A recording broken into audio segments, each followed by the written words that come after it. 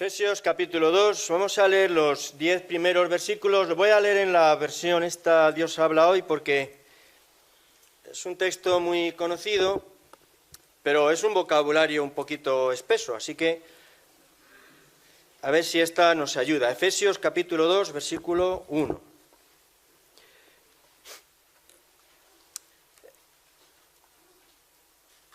Dice el texto: vosotros antes estabais muertos a causa de las maldades y pecados en que vivíais, pues seguíais el ejemplo de este mundo y hacíais la voluntad de aquel espíritu que domina en el aire y que anima a los que desobedecen a Dios.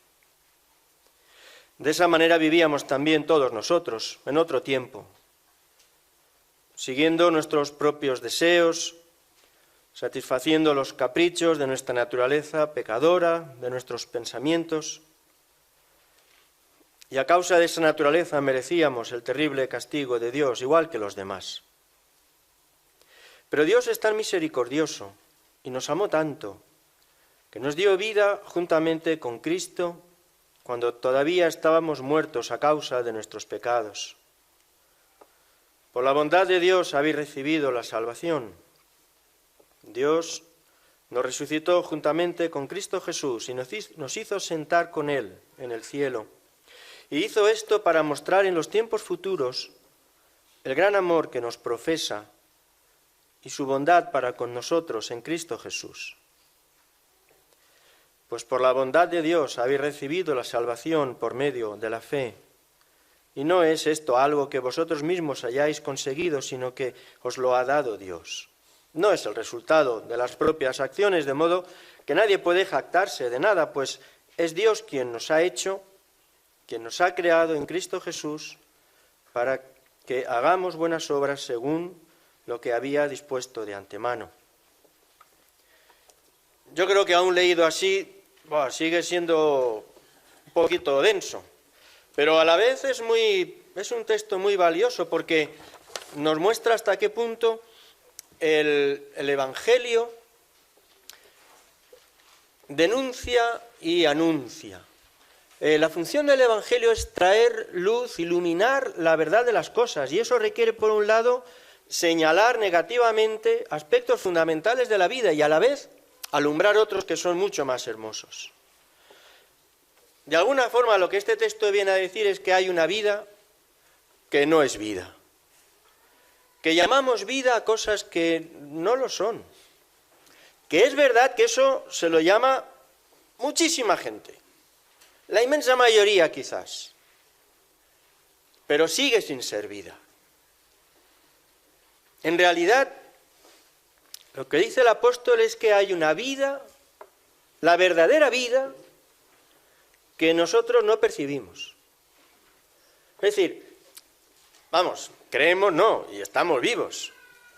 Bueno, estamos vivos en alguna manera, pero hay una vida que además es la vida en su sentido más pleno, que no es lo que vivimos, que ni siquiera imaginamos cómo es, que no podemos percibir. Al menos no del todo. Será por eso que cualquier persona en algún momento, a propósito de su vida, por bien incluso que vayan las cosas, siempre se pregunta si no habrá algo más. No es solo la gente cuando sufre mucho y todo le va mal, sino en situaciones mucho más estables. Uno, las pocas veces que tiene tiempo de parar un poquito y reflexionar sobre su vida y mirar un poquito alrededor sin prisa, yo creo que es algo que todos hemos pensado en alguna ocasión. Pero ¿de verdad la vida es esto? ¿No hay más? ¿Todo esto es lo que cabe esperar de la vida? El texto que hemos leído nos habla de estas cosas. Nos dice que efectivamente la vida puede ser otra cosa, que no la percibimos, porque dirá después el apóstol Pablo en esta misma epístola, en el capítulo 8, que es que vivimos ajenos a la vida de Dios. Este es el tema. Por eso no lo percibimos. Vivimos ajenos a la vida de Dios. No captamos eso. No somos capaces de percibirlo. Y por eso la vida que vivimos y lo que entendemos a propósito de la vida es algo muy incompleto. Y no lo percibimos y estamos ajenos a la vida de Dios porque dice el versículo 1 que hemos leído que estamos espiritualmente muertos. Es una expresión muy grandilocuente, pero lo que viene a decir es que hay algo dentro de nosotros, lo más valioso de hecho, que está muerto. Así que aunque la vida pase a nuestro alrededor, la verdadera vida nos envuelva, no somos capaces de verla ni de percibirla. Hay algo de nosotros que ni siente, ni padece, ni percibe, ni capta. Esto es lo que denuncia el Evangelio. Lo que anuncia es que el amor de Dios, el increíble amor de Dios por ti y por mí, es tan enorme que a pesar de toda nuestra ceguera y a pesar de nuestra maldad y a pesar de nuestra rebeldía, Dios está empeñado en que conozcamos y participemos de la vida que Él preparó para nosotros. Y la forma de alumbrar eso y hacérnoslo percibir es en Jesús. Los primeros 3 versículos nos hablan acerca de nuestra condición sin Dios. Y ahí vemos, ¿no? El Evangelio denuncia que el pecado es una forma de rebeldía contra Dios. No es que seamos especialmente malos, pero no queremos saber de Dios. Esta es la raíz de todo pecado. Y donde hay pecado, pues entonces esta muerte espiritual está ahí presente. Donde el pecado reina, el olfato para la vida que viene de Dios se pierde. Y entonces vivimos, pues, bajo la influencia, en estos versículos aparecen estas cosas, bajo la influencia de aquello que la teología clásica, el catecismo, decía, bien dicho, por cierto, que son los enemigos del alma. A veces estos esquemas así nos ayudan, porque esa es la idea. ¿Cuáles son los enemigos del alma? Pues los enemigos del alma son 3. El mundo, el demonio y la carne. Pues sí, aquí están, aquí aparecen los 3. Dice que nosotros estábamos muertos muertos espiritualmente, sin olfato espiritual, sin olfato para percibir la vida, porque nosotros seguíamos la corriente de este mundo. Y el mundo aquí no tiene que ver con el planeta, ya sabéis, ¿no? Porque ya, en fin, soy gente experta en la palabra. Aquí no se trata del cosmos en un sentido físico, el mundo, la creación, la naturaleza, el planeta, la realidad en fin, donde habitamos, todo eso es obra de Dios, lo ha creado Dios, no hay nada malo en eso. Cuando habla de mundo, lo que todo el Nuevo Testamento una y otra vez se refiere es toda esa estructura de valores que conforman la sociedad. No es un elemento físico, es más bien una cuestión espiritual. Son todos los criterios, las prioridades con las que la vida se mueve. Y dice el apóstol que nosotros andábamos ciegos y muertos y lejos de Dios y sin percepción de la vida verdadera, porque seguíamos la corriente del mundo y los valores del mundo pues eran los nuestros. Y eso no nos permitía percibir otra cosa. Volveremos después a esto, porque realmente hay un abismo que no siempre somos capaces de percibir y menos aún de vivir, pero hay un abismo absoluto, una cima absolutamente imposible de saltar que separa los valores del mundo de los valores del reino de Dios. Tanto que el Señor Jesús dirá, pues no podéis servir a 2 señores, si amáis al dinero, pues entonces no me podéis amar a mí. Porque el dinero es el Señor y el dueño de este mundo y todo se mueve por dinero. Nadie lo reconocerá seguramente, pero el dinero es Dios, ¿no? Alguien decía, el dinero es Dios y el mercado su profeta. Es increíble, pero es real. Y junto con eso, pues en cada etapa las sociedades pues desarrollan sus propias prioridades, ¿no? Y yo pensaba, alguien ya hace mucho tiempo hablaba, ¿no? De la banalidad, de la manera tan superficial con la que en nuestro tiempo se perciben las cosas, incluso las más sublimes. la banalidad con la que se percibe el bien o la que se percibe el mal, la forma tan superficial con la que se percibe y se vive el amor y todos los elementos propios del humano. El mundo, cuando el apóstol Juan dirá en la primera epístola, no améis al mundo ni las cosas que están en el mundo, no se refiere a la vida, no dice que volvamos de espaldas a la vida, que repudiemos el planeta o que... No tiene que ver con eso. Y no podéis amar el mundo, no podéis identificaros con los valores del mundo, no pueden ser los vuestros. Porque eso pertenece a una manera de entender la vida, a una clase de vida que nada tiene que ver con el reino de Dios. Y las personas que viven bajo la influencia de estos valores, inevitablemente se distancian de Dios. El versículo 2 habla también acerca del diablo. ¿Recordáis? Los enemigos del alma, el mundo, el diablo y la carne. Pues sí, de ahí está. Dice que pues también nosotros vivíamos según los valores del mundo, que en realidad están formados según el modelo, el criterio del espíritu, del príncipe de la potestad del aire, el espíritu que mora y opera en los hijos de desobediencia, es la idea de Satanás. Una realidad espiritual de la que, aun como cristianos, no somos del todo conscientes, porque, uno, es difícil de percibir, dos, es intangible, tres, en nombre de este principio se dice una cantidad tan enorme de tonterías que uno se espanta y prefiere no tener que ver con eso. Pero es real. Claro que hay elementos que influyen en las cosas, ¿no? Y siempre hay razones inmediatas para explicar según qué cosas, claro que sí. Pero hay una parte de la realidad, no toda ella. Pero desde luego una parte de la realidad tiene una dimensión sobrenatural que si no somos capaces de reconocer, nunca haremos un buen análisis de las situaciones que tienen que ver con nuestra vida o con el mundo entero. Y esa parte de la realidad que a veces se nos escapa y no tenemos en cuenta es esa parte espiritual, que según la palabra de Dios tiene un carácter personal, no solo la maldad, sino el malo. No es solo lo malo, sino el malo.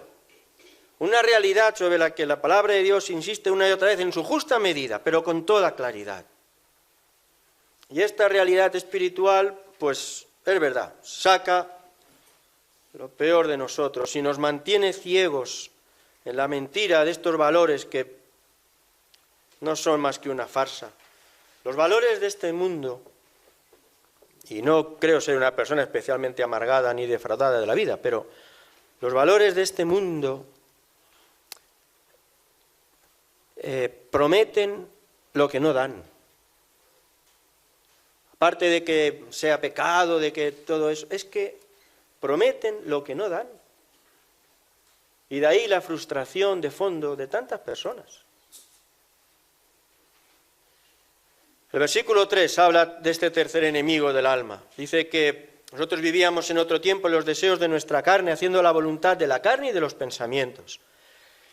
Y de nuevo, ya sabéis, la idea aquí, cuando habla de carne, no se refiere al cuerpo, otra vez.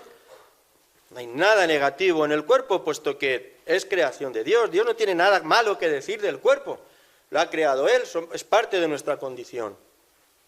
La carne es, de nuevo, un principio espiritual. La carne, cuando se refiere a esta palabra en el Nuevo Testamento, habla siempre de esa naturaleza humana, espiritualmente muerta, bajo la influencia pues, del pecado y de las miserias, y cuyo eje, y esto es lo más propio de la carne, junto con lo del mundo y demás, pero lo más propio de la carne es algunos lo llaman la idolatría del yo.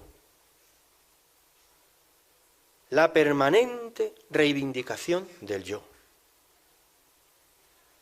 Y por extensión de lo mío, ¿vale? Y así hemos vivido, dice, siguiendo la voluntad de la carne, que no está aquí refiriéndose al sexo, no tiene que ver con el cuerpo, tiene que ver con esta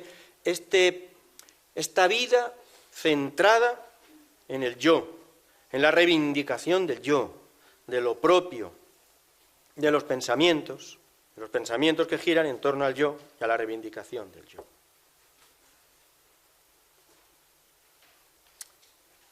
y a veces lo llamamos de otra manera. Y sobre eso, a veces, como en tantas cosas, utilizamos palabras nobles y conceptos dignos, elevados, sublimes, simplemente para maquillar lo que es pura y llanamente la pelea del yo. Y hablamos de autoestima, de dignidad, en fin, todo ese tipo de cosas que son tan valiosas, pero que a menudo simplemente lo que hacen es camuflar este elemento. Fijaos, éramos por naturaleza, decía el versículo 3, hijos de ira.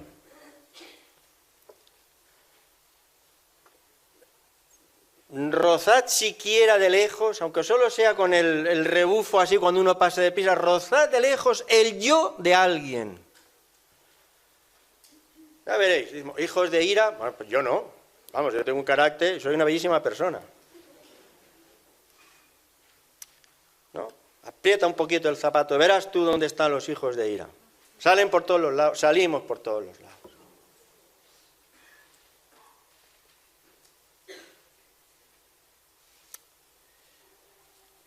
Estoy recordando ahora. Esto está bien, esto es una imagen bonita. La diferencia entre la serpiente y el cordero, ¿no? Cuando se levanta la mano sobre una serpiente, ya sabéis lo que hace, ¿no? Levanta la cabeza y le asoma esos dientacos ahí que dan pánico. Cuando se levanta la mano sobre un cordero, el cordero agacha la cabeza. Esto es la carne. Este empeño de hacer prevalecer lo que soy. Vivimos en otro tiempo los deseos de nuestro yo, haciendo la voluntad del yo, de los pensamientos, y éramos por naturaleza hijos de ira, como todos, porque todos somos así. No a la buena lo que quieran, ahora a las malas. Esta no es una declaración teológica, en latín a lo mejor sonaría un poquito más brillante, pero es la verdad. Y el apóstol lo que está diciendo en estos 3 versículos es que estas influencias en la vida de un ser humano, los valores del mundo y Satanás y su propia condición, es lo que nos mantiene en un estado de muerte espiritual.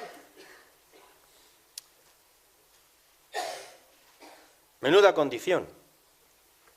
Desde fuera la influencia del mundo, desde dentro nuestra propia condición, sobre todo eso la influencia del enemigo, y así vivimos, en esclavitud, en servidumbre, y esa es también la expectativa para la eternidad. Esto es lo que el Evangelio denuncia. Lo que anuncia es asombroso. Lo que anuncia es una cosa que es que no tiene sentido. El apóstol Pablo solo escribió una vez, al menos lo que nos consta, ¿no? Solo escribió una vez esa expresión de la locura de la cruz. Nosotros predicamos a Cristo crucificado, que es locura, que se lo escribió solo una vez, pero realmente es desde la perspectiva humana el centro, es la mejor definición del Evangelio. Es un disparate, es lo que está diciendo. Desde la perspectiva humana, todo lo que el Evangelio anuncia es un disparate. Pues si no hay por dónde cogerlo, choca con todos los elementos propios de la vida humana y además es inimaginable a menos que alguien efectivamente nos lo viniera a contar. Y es de esto de lo que el apóstol habla en los versículos siguientes, a partir del versículo 4. Lo que viene a decirnos es que aunque efectivamente estamos espiritualmente muertos y somos ciegos y no podemos percibir la verdadera vida y todo ese tipo de cosas, bueno, pues a pesar de todo eso hay un principio. Y esto sí que es absolutamente llamativo y esperanzador. Lo que la palabra de Dios viene a decir es que hay un principio que rige el universo y asombrosamente ese principio es el amor. La ley que gobierna el cosmos es el bien y es el amor. Y eso es así porque el creador del cosmos y el creador del universo es amor. Nosotros somos una avería en el universo. Eso es lo que somos, aparte de otras cosas. Pero el universo entero se rige por otro principio, porque el creador del universo ha establecido su propio carácter y lo ha trasladado sobre el universo entero. Y todos los versículos que siguen son una sucesión de conceptos que podríamos dedicarle todo el tiempo del mundo a desarrollar. La misericordia, el amor, la gracia. Versículo 4, Dios es rico en misericordia. No es verdad que sean necesarias grandes explicaciones para hablar de las verdades más profundas de la Biblia. Aquí lo tenéis. Y Dios, porque Dios, rico en misericordia. Rico en misericordia. Amor, amor grande, versículo 4. Gracia, versículo 7, abundantes riquezas de su gracia en su bondad. Esto es lo que el Evangelio anuncia. Y, en fin, no sé si es el contexto, pero por eso me parece tan desolador cuando se predica de la gracia y se hace con tan poquita gracia. Se predica de la gracia y Yolande parece que está enfadado. Y se predica de la gracia, pero lo que uno oye es un tono continuo de condenación. Por favor. O sea, ¿cómo puede haber una proclamación de la gracia que deja a la gente hundida en su miseria? El Evangelio denuncia nuestra condición, pero lo que anuncia es la sobreabundante gracia de Dios, dirá Pablo a los romanos. Al punto, y esto es la esencia del Evangelio que expresamos en la figura de la cruz, al punto de que absolutamente nada puede impedir que Dios, el Creador, nos ame a nosotros, por más que estemos espiritualmente muertos, bajo la influencia de todo lo negativo y todo lo que podamos decir. Ni aun eso impide a Dios amarnos. No puede aplaudir nuestro pecado y no nos puede tener a su lado si convivimos gustosamente con el pecado. Pero nos ama.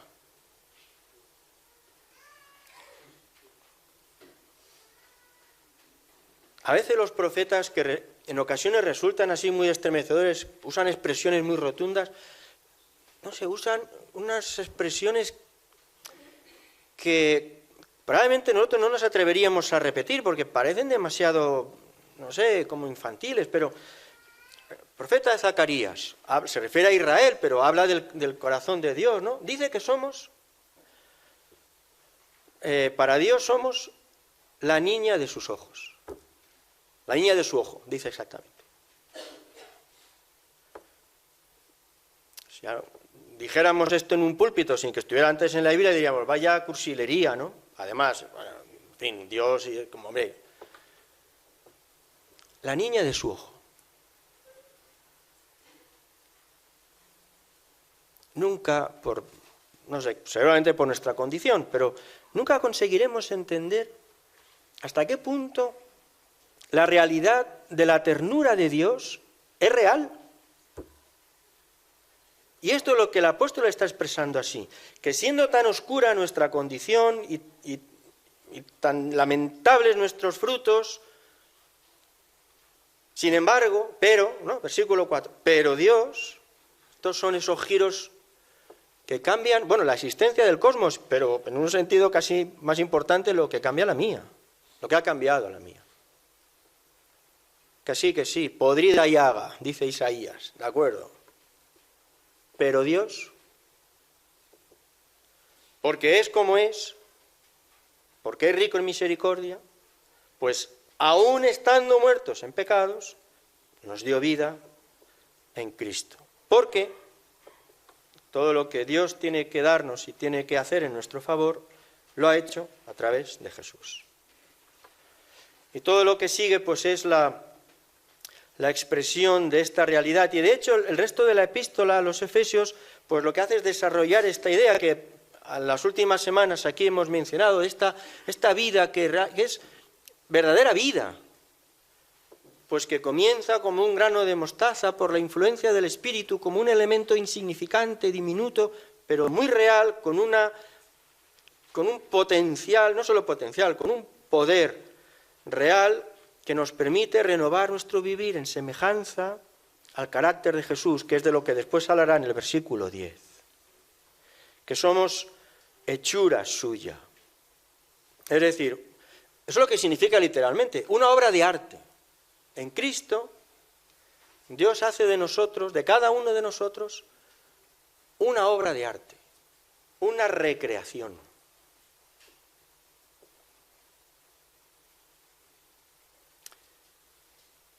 El Nuevo Testamento lo repite de muchas maneras. Nosotros tendemos a reducirlo a su sentido teológico, como una cuestión teórica sobre la que darle muchas vueltas, pero no tiene que ver con esto, tiene que ver con la vida. Tiene que ver con la participación, el ir desechando una manera, ¿recordáis? Esa vieja manera de vivir de la que habla también la Escritura, ir recreándonos en la semejanza del Señor. Y Pablo se atreve a decir, y además oíd a los corintios, que anda menudos personajes según lo que leemos en las dos epístolas. Pero es a ellos que les dice que si alguno está en Cristo, nueva criatura es. Hechura de Dios. Una obra de arte a la imagen del Señor. Y las cosas viejas pasaron. Y todas son hechas nuevas. Y esto, por cierto, dice el apóstol, esto proviene de Dios. Nadie se vaya a pensar otra cosa. Bueno, ese es el resultado. Somos hechura suya, creados en Cristo Jesús, recreados en Cristo para buenas obras, para otra vida.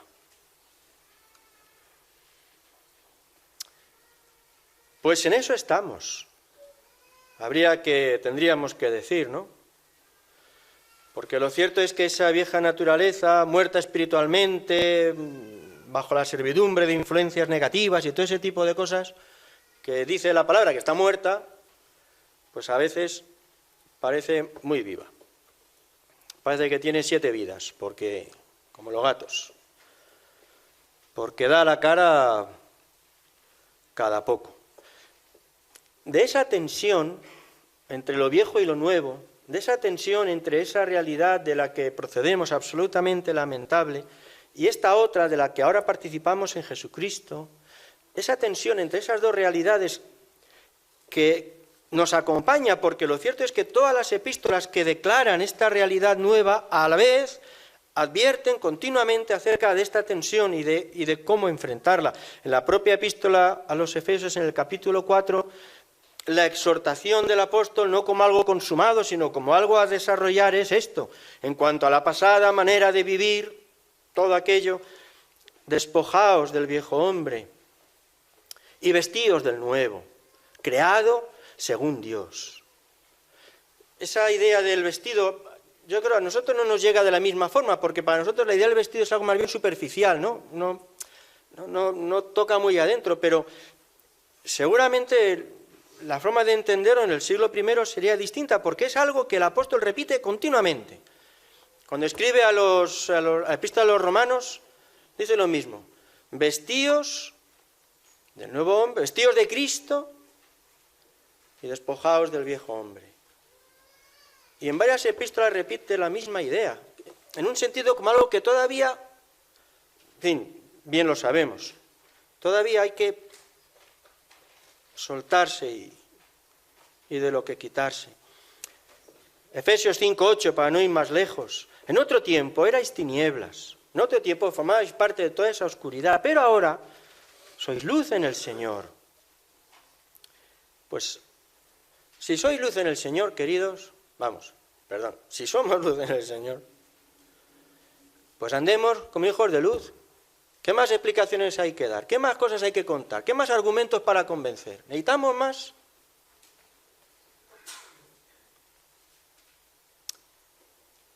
Frente a esa realidad del mundo, de los valores del mundo que están ahí, pues es cierto, todavía tenemos mucho que aprender acerca de qué significa eso, de que mi reino no es de este mundo. Cuando leemos eso decimos, claro, porque Jesús es del cielo y el mundo... No, no. Nosotros somos ciudadanos del reino de Dios. Hay todavía mucho que tenemos que aprender y descubrir acerca de qué significa esto en términos prácticos. ¿Qué significa esto de que el reino del que formamos parte no es de este mundo? Eso nada tiene que ver con dar la espalda a la vida, cerrarnos en un monasterio, repudiar de la existencia. No tiene que ver con eso, tiene que ver con valores. Y cada vez que las prioridades de nuestra vida, las elecciones que tomamos, los miedos o las alegrías vienen determinadas por los valores de este mundo, pues estamos mostrando que los valores del reino aún han terminado de calar. No podemos ser siervos del dinero, nosotros no.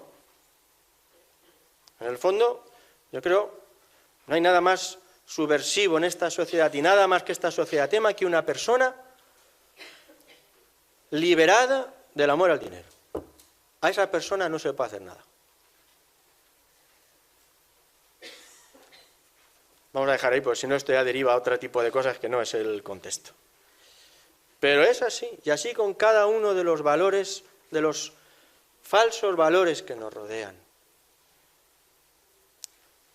Cuando el apóstol nos habla acerca de esta nueva creación que somos en Cristo Jesús para buenas obras, no es simplemente diciendo que hemos de ser buenas personas. Buenas personas es ser poca cosa.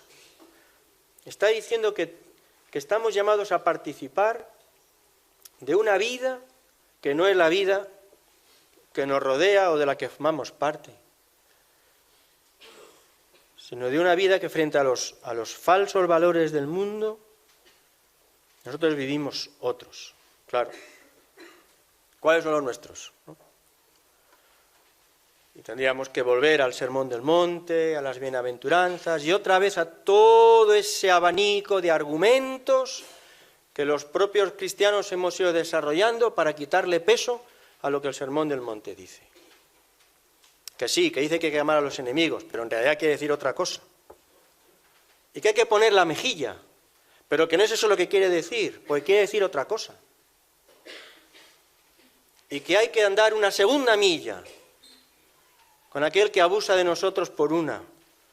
Que sí, lo dice, pero no es eso lo que significa.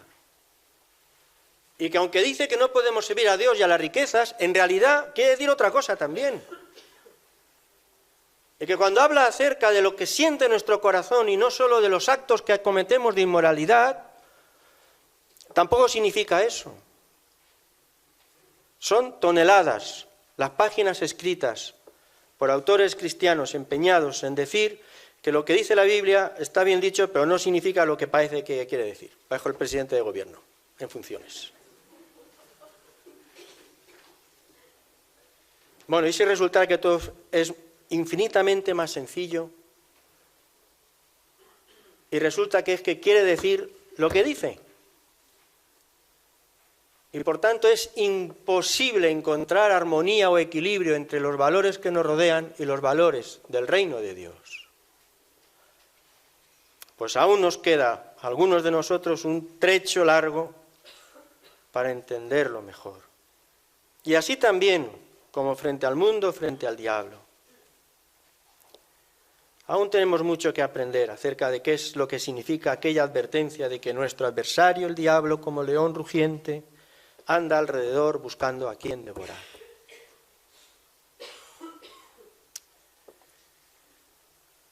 La palabra de Dios nos advierte que no demos ocasión al diablo, que no demos lugar. Con esa imagen tan gráfica, ¿no? De no entreabrir la puerta, no le des un rinconcito, no le des un huequecillo porque entra, ¿no? Pues aún tenemos que aprender acerca de lo que esto significa en términos prácticos. Aprender a no dar ocasión al diablo. Y aprender, lo que dice el Nuevo Testamento, a resistirle. Y al diablo no se resiste haciendo numeritos espectaculares, es mucho más sencillo. Es obedeciendo a Dios. Es lo que dice Santiago, lo que dice la misma epístola a los Efesios en el capítulo 6, la primera epístola de Pedro, al cual resistid firmes en la fe, en la obediencia a Dios. confiando en el Señor. Dice el apóstol Juan que Jesús vino para deshacer las obras del diablo. En todos los sentidos. Es verdad, no queremos acabar cazando moscas como algunos por ahí con el tema del diablo. Parece que creen más en el diablo que en el Señor Jesucristo. No queremos eso, pero no queremos ser ingenuos. Y tampoco como iglesia, aprovecho para meterlo como sea, no encaja mucho, pero hay que colocarlo de alguna forma, yo quiero decirlo. Lo comentaba ayer con algunos hermanos, ¿no? Yo pensaba, a veces ya pienso poco, ya me vienen imágenes y con eso me apaño. Y la imagen que tenía acerca de la iglesia en este tiempo, medio de líos y tal, importante, no importante, en fin, era como que nos hubiéramos acercado con un palo a un avispero, un enjambre de avispas, y le hubiéramos dado un palazo enorme, y ahora claro, estamos todos corriendo porque han sido las avispas y vienen detrás. Bueno, parece una tontería, puede que lo sea, pero bueno, pudiera ser que tenga algo de sentido. Como iglesia nosotros, sin melodramatizar tampoco, pero ni sobre espiritualizarlo, pero, a ver, con todo el proyecto Alcance, que no es solo la construcción del edificio, sino lo que eso va a significar en las próximas décadas para el reino de Dios en Madrid, nosotros nos hemos metido, en términos teológicos, nos hemos metido en terreno enemigo. ¿No? En una sociedad donde Dios no está presente, donde su nombre se pronuncia poco, nosotros hemos dicho, por ahora nosotros lo vamos a anunciar aquí en el centro de la ciudad y a lo grande. Y hemos dado un palo a un avispero. Entonces, yo no sé muy bien cómo funciona eso, no veo a Satanás por aquí y por allá, en fin, yo eso, ahí no llego. Ahora, según lo que dice la palabra de Dios, esa es una realidad real, no que lo explique todo, pero desde luego nada se puede explicar sin este elemento. Hemos incursionado, nos hemos metido en territorio enemigo, y entonces el enemigo responde. ¿Pero cómo no va a responder? Si lo que está en juego no es ni siquiera que hay un edificio, que los próximos... Es que hay algo aquí que será bendición por décadas. Muchos de nosotros no vamos a ver ese recorrido, pero desde luego ahí hay una plataforma. Pretender que esta realidad de Satanás no responda a eso y no intervenga ante eso y no se oponga a eso y no nos marea a cuentas de eso, pretender que eso no es así es ser muy ingenuo y dar poco crédito a la verdad de la palabra de Dios. Así que también tenemos que aprender a propósito de qué significa esto de que nuestro adversario, el diablo, anda alrededor buscando a quien devorar. Y sobre el orgullo también, sobre la carne y la vieja naturaleza, no, para terminar, ¿no? Los tres elementos estos. La reivindicación permanente del yo. Pues algunos todavía tenemos mucho que aprender acerca de qué significa eso de negarse a uno mismo. Porque según el Señor Jesús, ese es un concepto fundamental. Y según los criterios de este mundo, aún los más eruditos, eso puede ser patología. Pero el Señor dice que es el centro de la experiencia del cristiano. Así que habrá que darle dos vueltas. De hecho, es tan importante que esta expresión aparece repetidamente en todos los evangelios. Si alguno quiere seguirme, si alguno que sea mi discípulo, que se niegue a sí mismo.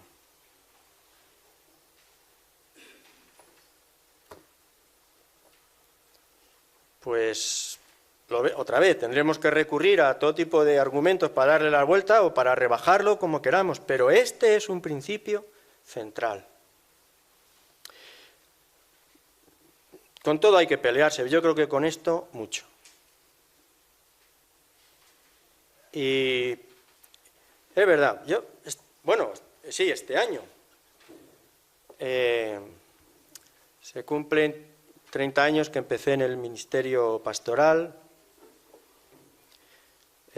centrado en el trabajo de la Iglesia, sin necesidad de compartirlo con otro trabajo y tal. Entonces, he conocido mucha gente.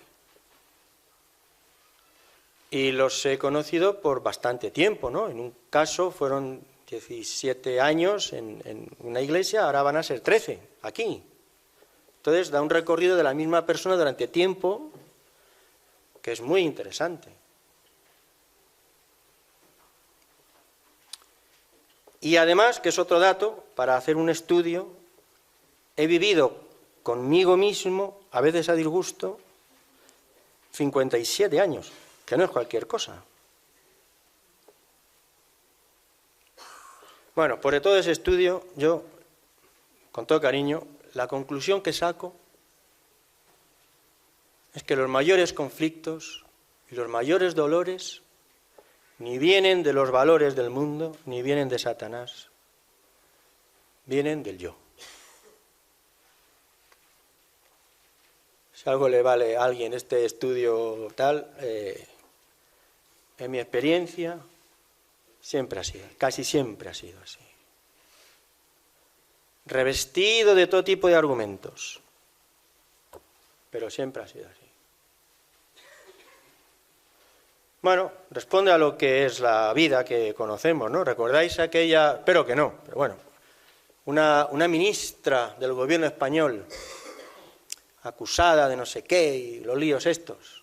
Me dijo, antes partida que doblar.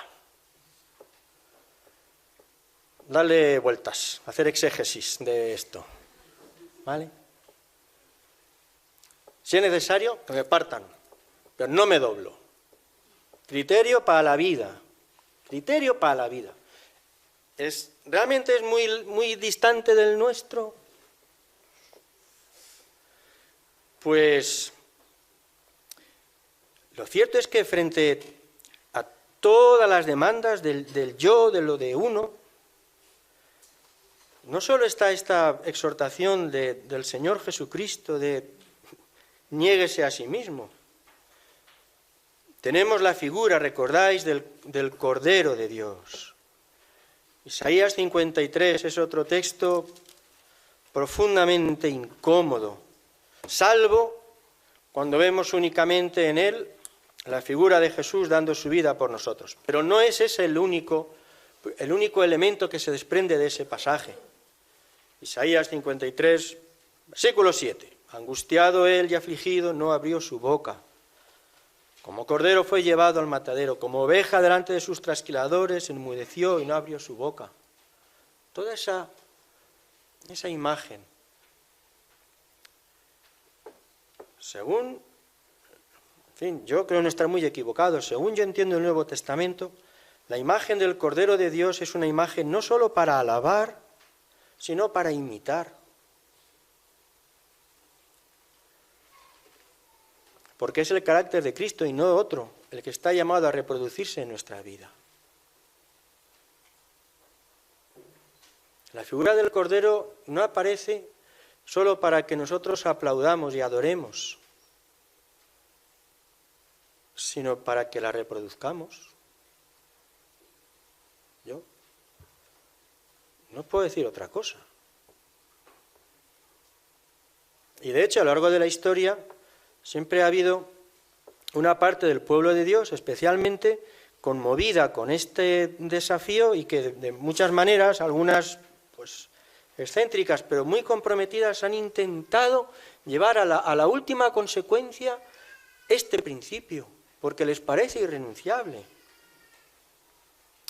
Así que aún este versículo 10 del texto que comentamos, de este llamado a haber sido recreados para vivir a imagen del Señor, pues es muy, muy desafiante. La tensión es mucha, ¿no? Contra el mundo y sus valores, contra Satanás y sus engaños, contra el orgullo, sus reivindicaciones. ¿Cómo vamos a poder tirar para adelante, no? La epístola a los Efesios nos habla de esto. ¿Cómo puede prevalecer la vida de Dios en nosotros? La vida verdadera, porque no olvidéis que aquí no estamos hablando de sacrificio, de renuncia, no, aquí estamos hablando de la vida verdadera, la verdadera vida. Pablo dice, la vida de verdad no es esta, que es la que se vive bajo la influencia del mundo y del orgullo. No, eso no es la verdadera vida, no os engañéis. Eso es una pena de vida. Hay una vida que esta es, de verdad, merece la pena. Es la vida que Dios ha preparado para vosotros en Cristo. Y es de esto de lo que habla. ¿Y cómo podemos? Pues podemos vivirla de la misma manera que comenzamos, que es por la obra de Dios, es por el Espíritu. Por eso cuando en el capítulo 5, después de exhortar a los cristianos a vivir como hijos de luz, habla del fruto del Espíritu en el versículo 9 y habla de ser lleno del Espíritu en el versículo 18. E insiste en el capítulo 6, recordáis, a propósito de la armadura del cristiano, antes de especificar esos ejemplos, lo que recuerda es que debemos, dice, fortalecernos en el Señor y en el poder de su fuerza. Y tomar la armadura de Dios para resistir en el día malo y habiendo acabado ese día malo, estar firmes. Así que yo quería dejaros esto. Esta invitación, por un lado, a celebrar que podemos ver. Es un poco, yo creo, un poco no, es mucho. De una forma distinta, pero es muy parecido a la experiencia de aquel ciego, ¿recordáis? Antes era ciego y ahora veo. Yo mucha teología no sé, mucho todavía no puedo explicar. Pero yo aquí he encontrado no argumentos teológicos mejores que otros, no es eso. Yo he encontrado una vida que esto es mejor. Claro, yo he vivido engañado. Según el apóstol, yo he vivido en la oscuridad, pero ya no, hombre, esto es mucho mejor. Claro, la gente no lo entiende, pero esto es mucho mejor. Pues yo os animo a insistir en esta vida, ¿no? Y que sea la influencia de Dios por su Espíritu quien vaya arraigando y desarrollando esa vida, que es vida verdadera, de la buena.